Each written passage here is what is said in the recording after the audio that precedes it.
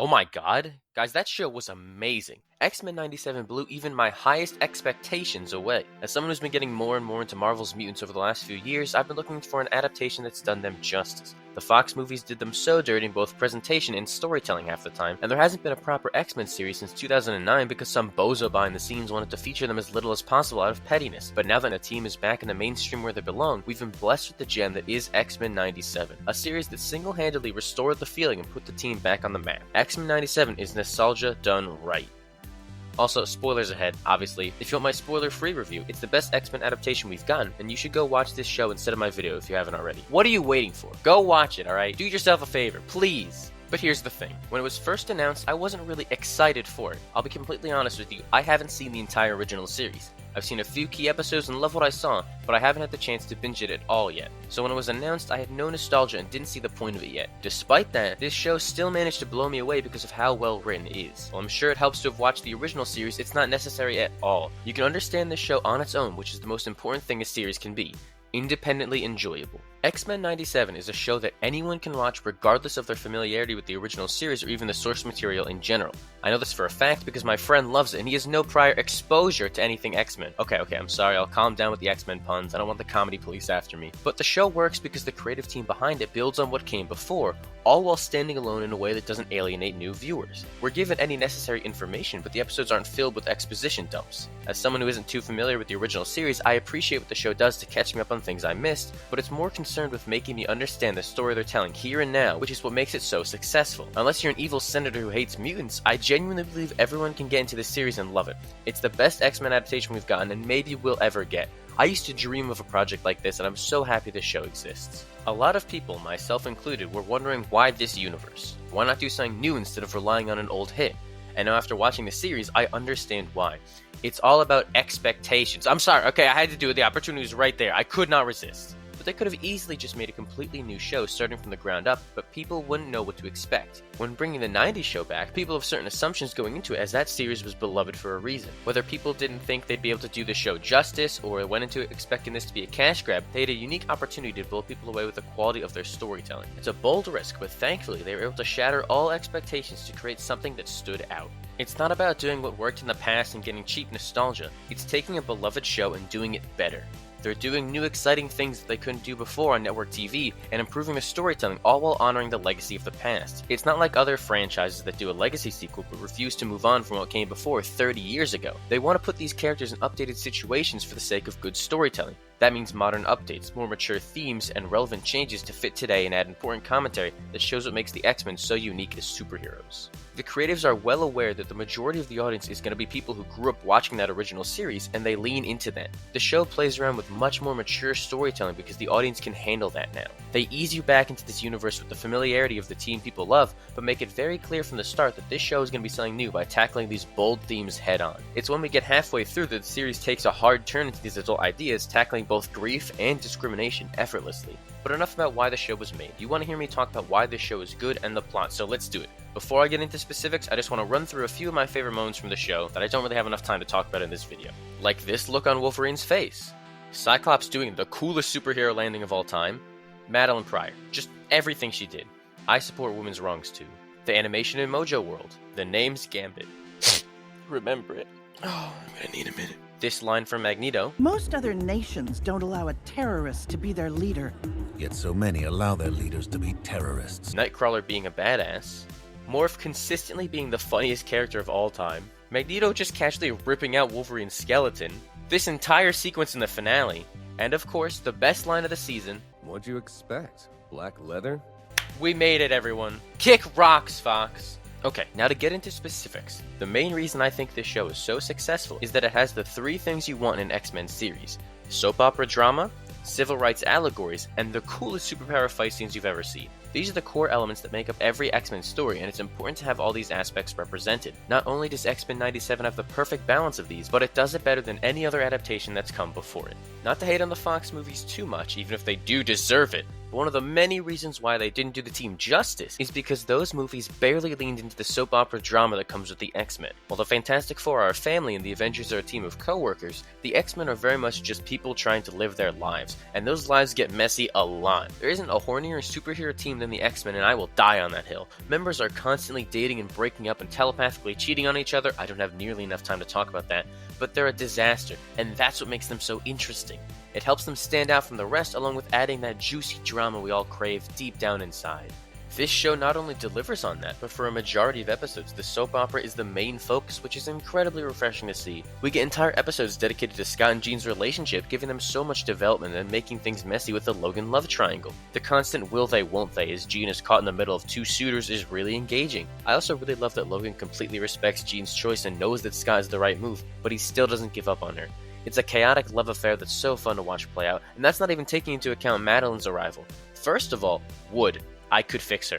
But second, adding in that layer of tension to where Scott can't comprehend who's the woman he fell in love with is peak relationship drama. You can easily understand everyone's frustration as they're stuck in the worst situation imaginable, but nobody's really in the wrong. Scott is just trying to find his way and raise this baby with whoever his real wife is, and he's put in this impossible situation of choosing between two women who both love him and are the same person, basically. While Jean is confused as who is the real version of her, and if these memories are even true, and if this baby's even hers, and if she can love it, and if she can love Scott, it gets so confusing and messy, and that's really interesting to watch for me. It's the kind of soap opera that you can only get from comics, and I love it. There's also the other love triangle going on at the same time. These writers really do love their triangles, but hey, I'm not complaining when it's this good. When it comes to Rogue and Gambit, we can all agree they belong together, right? They're perfect for each other, and if they don't end up together, I'm going to do something dangerous. But the introduction of Magneto is a huge wrinkle in their dynamic.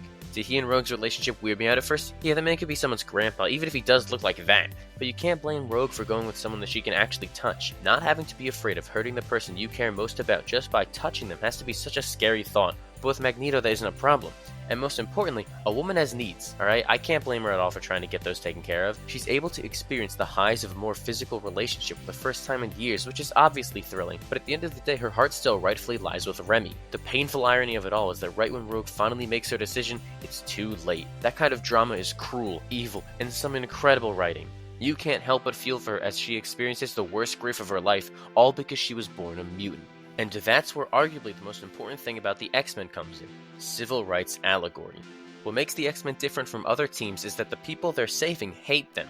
Stan Lee himself has gone on the record to say that his intention was to make them a metaphor for the civil rights movement, so I don't want to hear anyone trying to debate this. Humanity fears mutants because they represent the next step in evolution to them, and thus want them exterminated for their own quote-unquote safety. Sometimes humans hate them just for the fact that they look different, whether it be blue skin, blue fur, more blue skin, even more blue skin. Why are so many of these characters blue? But when it comes to how different they look, people hate them because of it. It's an obvious allegory for civil rights and the biggest theme in this show. You can't tell me that these characters being feared just for the way they look isn't an allegory to today's times. You'd have to be watching this show with your eyes closed. And I'm very glad that they explore this in depth. It's not just brushed aside or hardly touched on. This is what makes the X-Men stand out. The most obvious example of this is Magneto and his brilliant arc throughout the series. When the show started out with him taking over the X-Men, I'll admit I was concerned it would be a boring story where the evil guy's in charge doing things his way. But I've never been happier to be wrong in my life, because from the very moment he takes over, it's clear that he's genuinely trying to be better. He's aware of his past mistakes and crimes, and he's using this as an opportunity to start over. He and Charles were truly friends at one point, and his friend entrusted him with his dream. That's not something he took lightly, and was willing to go on trial to prove to the world that he had changed. Magneto has always been one of the best comic book villains because of how morally gray he is. He's someone who experienced a genocide firsthand, living through the Holocaust as a Jewish man, and now as a mutant he's concerned about that happening again to him. While his methods may be extreme, his motivation is entirely understandable. So to see him adopting Charles' methods and appealing to the senators by saving them, despite actively trying to harm mutant kind, shows how determined he is. It's only when Genosha is attacked in an act of war that Magneto is forced to let them down and return to his old ways, when he's reminded of the horrors of bigotry firsthand as he watches a child fear for his life in front of him before a tragic and untimely end. He's a man with the powers of a god and finally lets loose on his restraints to doom humanity and embrace a mutant future. Obviously that part isn't right. I shouldn't have to explain that killing the entire world isn't a good thing, you guys know that. But with his past experiences, I can't exactly blame him. Even Val Cooper goes out of her way to explain that Magneto was right. Humanity is going to disappoint them time and time again, no matter how many people they save, no matter how much good they do. It's a constant cycle of torment because of how awful bigotry is. And Magneto has been pushed time and time again by humanity's extinction attempts to the point where he feels forced to protect all mutants. He has an important arc in this series as you watch him move from one end of the spectrum to the opposite extreme as he loses faith in Charles' dream and humanity. But to counteract that viewpoint is not the Professor this time, it's Cyclops. In Charles' absence, Cyclops steps up as the face of mutant kind. While Magneto doesn't care about humanity at all, Charles cares too much about them and their approval. Cyclops is in a unique spot in the middle where he sees both humanity's failures and their compassion. Scott is able to walk the line between both worlds and bridge them together with his understanding of their relations. To put it simply, he's him. Even when Scott is thrust into this position and has to navigate a world where every move he makes in the public eye is scrutinized by those looking for any reason to hate him, he still does a good job because of how equipped he is for this position. It's not an enviable spot to be in, but he makes the best of it because of how much of a natural-born leader he is. Throughout this season, he goes through similar frustrations as Magneto. He's battling a hypocritical executioner and forced to take on the bigot's verbal and physical assault head-on, or he rightfully snaps in an interview when they make him prove that he's a human. It all comes to a head in Genosha, but instead of taking his anger out in the world, Scott stays true to the dream of harmony. When confronting Bastion, instead of trying to kill him, he appeals to his humanity. It would be hypocritical of him to fear the future of a robot-human hybrid, and he realizes that. He shows how easy it is to be accepting and attempts to make things right with Bastion. While it doesn't work out, it still shows his potential as a leader and someone capable of uniting both humans and mutants. The show expertly handles the civil rights debate with the X-Men by showing you both sides of the issue and why one of them is doomed to fail. A plan born out of mutual hatred like Magneto's would never work and would continue to give mutants a bad reputation. It's only through Cyclops that the mutants will be able to reach that point of harmony as you take the good with the bad and fight for acceptance with compassion. No other X-Men adaptation, that I've seen at least, alright I haven't watched all of them, has embraced the civil rights allegory like this show has, and it's all the better for it. It's more relevant than ever in today's excruciating political climate, and continues to make the X-Men special in a world oversaturated with superhero content. Also, on the topic of Cyclops, I just need to say that I used to pray for times like this. This show did my man justice and showed how great of a character he is supposed to be. From some of the most exciting action scenes ever to incredible character moments, he's finally getting the spotlight he deserves and was easily the standout of the series in my opinion. It's been so satisfying to see new X-Men fans understand why he's such a popular character after the mainstream movies did him dirty. This entire show is basically an apology to us Cyclops fans as they go out of their way to make him do the coolest thing ever at every turn. I'm so grateful that we finally have creatives who understood the character. I really appreciate how they handled everyone this season. After 24 years and counting of Wolverine being the main character of every single X-Men related project, it's refreshing to have him on the sidelines for this series.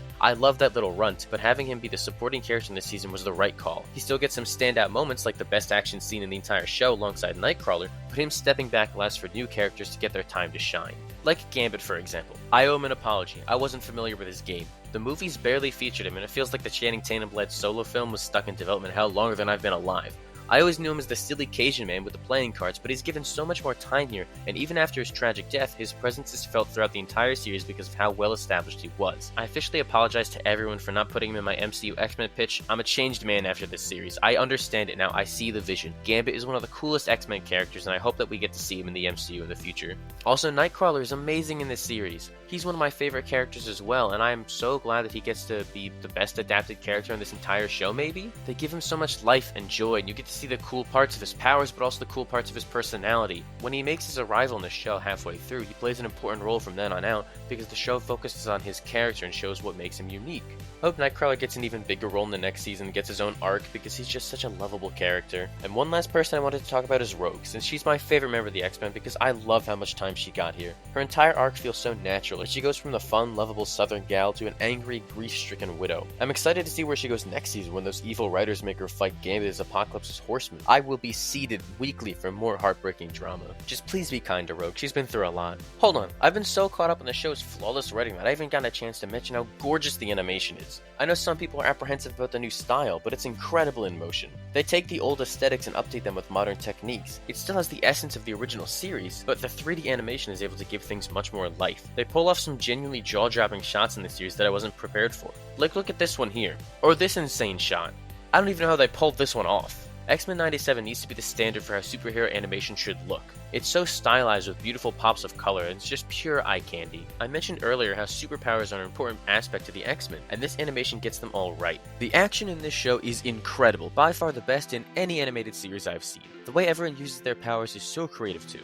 Whether it be Cyclops using his beams to move around quicker, Gambit turning a motorcycle into a bomb, or Wolverine falling out of the sky slicing people like it's nothing, it blew my mind. I love how they put actual thought into these abilities and made everyone have their own unique style of fighting. The animation here is so smooth and fluid, it just looks incredible. This entire show needs to be hung in the Louvre. This is real art. And yes, there are plenty of cameos in this show to enjoy. Are they there for fan service? Absolutely, but I also love that they're included to show that this series is taking place in a larger Marvel universe. It makes the scale feel larger when you see street-level characters like Daredevil fighting alongside Cloak and Dagger during Bastion's takeover, or when Doctor Doom is working alongside Bastion and calling him out for his war crimes. It makes sense that he'd have those connections, and it shows how big of a threat he really is. I feel like I'm forgetting to mention one though. Oh, I know. My personal favorite was Captain America's appearance, not just because that's my GOAT, but also because he serves as a stand-in for how the government can't help mutants at this point. Is it a little out of character for him? Yeah, but I was just happy to see Captain America, and it's not his story, so I can let it slide. All of these characters are there to enrich the story and help make things feel more realistic in this fully realized Marvel universe. It's also nice to just check in on these heroes that so many people grew up with and see them swing in for an appearance. Swing in.